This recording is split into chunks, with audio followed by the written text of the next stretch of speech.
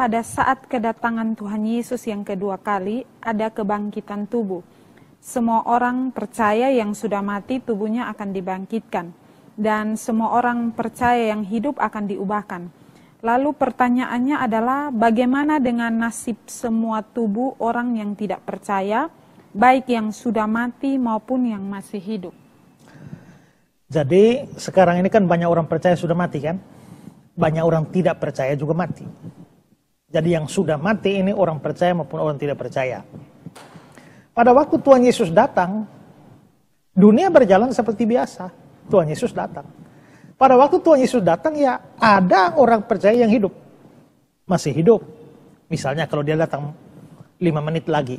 Ya tentu kita masih hidup semua. Tapi juga ada banyak orang tidak percaya juga yang masih hidup. Nah bagaimana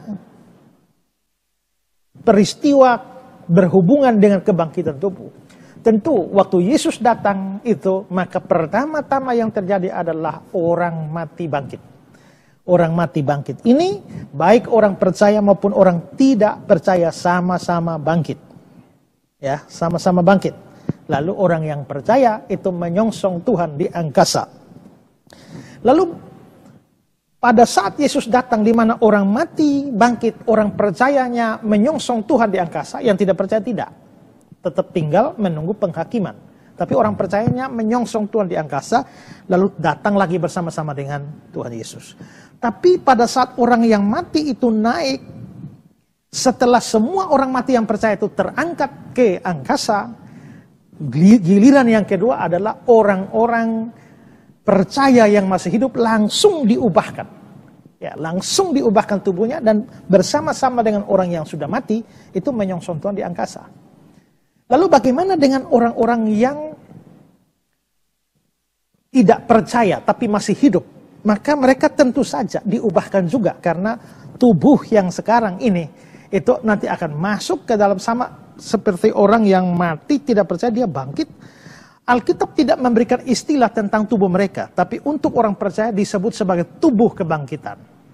Nah, mungkin tubuh mereka sejenis dengan tubuh kebangkitan juga, hanya tidak ada istilah yang diberikan.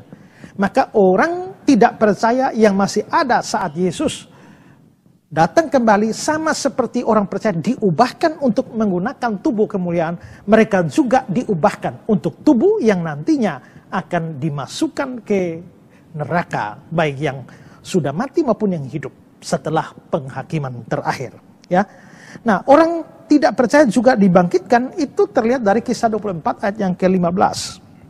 Aku menaruh pengharapan pada Allah sama seperti mereka bahwa akan ada kebangkitan semua orang mati, baik orang-orang yang benar maupun orang-orang tidak benar.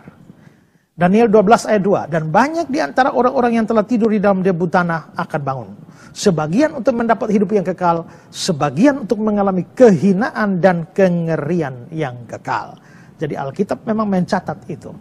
Alkitab juga mencatat bahwa orang-orang yang hidup akan dengan seketika, sekejap diubahkan.